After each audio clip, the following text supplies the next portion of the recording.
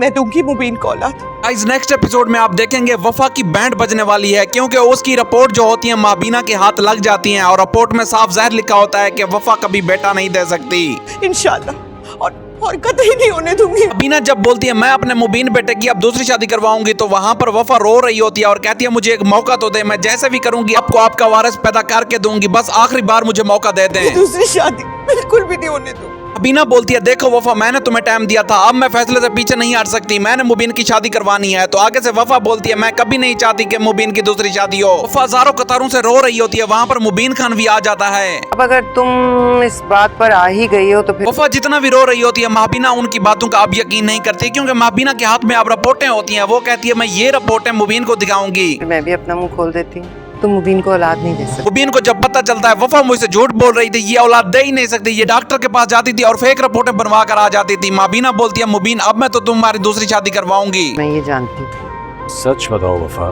जब वफा अपने आप को साबित करने की कोशिश करती है और कहती है मैं औलाद पैदा कर सकती हूँ, तो आगे से माबीना बोलती है ये रिपोर्टें आखिर क्या चीज है, ये झूठ तो नहीं बोल रही। क्या तुम्हें बच्चा नहीं हो सकता?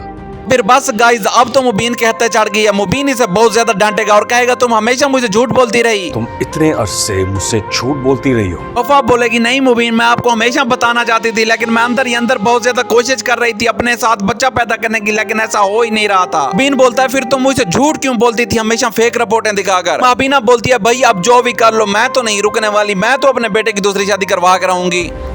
कहाँ लेके गई हो कबीर को? वफा की इधर जिंदगी तबाह हो जाती है, क्योंकि अब मुबीन की दूसरी शादी होगी और दूसरी तरफ उसकी बहन मीना है, वो बार बार रिया को कॉल करती है और कहती है कहाँ कबीर को लेकर गई हो तुम, आखिर उसे लेकर वापस क्यों नहीं आती। और तुम कौन होती हो ये पूछने वाली? मीना बोलती है जब तुम कबीर के साथ रहना नहीं चाहती थी, कबीर से तलाक लेना चाहती थी, अब कबीर को किधर लेकर गई हो। रिया बोलती है तुम ये सवाल मुझसे क्यों कर रही हो, तुम कौन होती हो ये सवाल पूछने वाली। तुम्हारा तो कोई रिश्ता नहीं है कबीर से। कबीर को हंसी आ जाती है। जब रिया कहती है तुम मुझसे बार बार कबीर के बारे में मत सवाल करो, तुम्हारा कोई इससे रिश्ता नहीं है, तो आगे से मीना परेशान हो जाती है और कहती है मैं कबीर का पूछ रही थी क्योंकि माबीना ने मुझे बोला था। हाल बताकर उसकी माँ पूछे तो कहते ना कि वो बिल्कुल ठीक है। या फिर मीना को बोलती है तुम कबीर की माँ से बोल देना उसका बेटा बिल्कुल सेफ है, तुम्हें परेशान होने की जरूरत नहीं है, और अगर ये बातें होनी थी तो उसकी माँ भी पूछ सकती थी, तुम क्यों पूछ रही हो। नहीं मारूंगी जान से उनके बेटे। मीना मुंह लटकाए कॉल ऑफ कर देती है और कबीर के लिए परेशान होती रहती है, ये भी कबीर के ऊपर कब्जा करना चाहती होती है।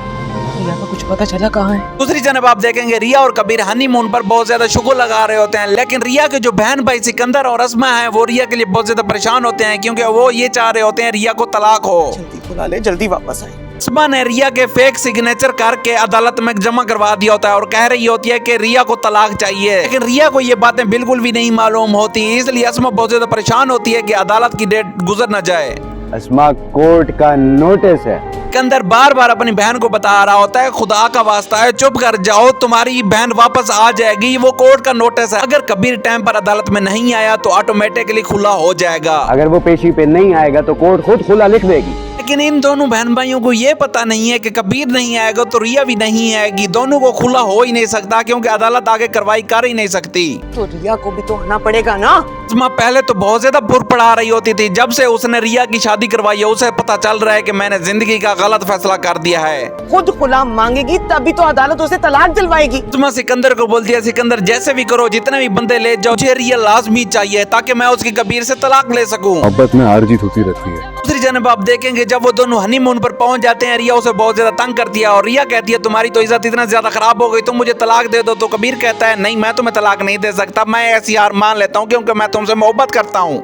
मोहब्बत गैरों के सामने जीत भी जाए। कबीर बोलता है रिया मैंने बड़ी मुश्किल से तुम्हें पाया और तुम मेरी बचपन की मंगेतर हो, तुम जैसे भी कर लो मैं तुम्हें छोड़ने वाला नहीं हूँ जब तक मैं जिंदा हूँ। अपनों के सामने हार जाते। कबीर रिया को ये भी बोलता है मैंने तुम्हारी खातिर अपने घर वालों को छोड़ दिया और तुम होके तो मुझसे मोहब्बत ही नहीं करती। तुमने तब तक हिम्मत नहीं हारी। क्या बोलती है कबीर खान मैंने हिम्मत नहीं आ रही, मैं तुमसे भाग कर जाऊंगी, क्योंकि मैंने अपने बहन भाई का सर नीचा नहीं करना, मैंने उनकी इज्जत रखनी है और हारूंगा भी नहीं अपनी आखिरी सांस तक। कबीर बोलता है चलो ठीक है तुम भी कोशिश कर लो, मैं भी कोशिश कर रहा हूँ, तुम्हें मोहब्बत मुझसे जरूर होगी, मैं तो तुम्हें छोड़ने वाला नहीं हूँ, अपनी आखिरी सांस तक कोशिश करूंगा।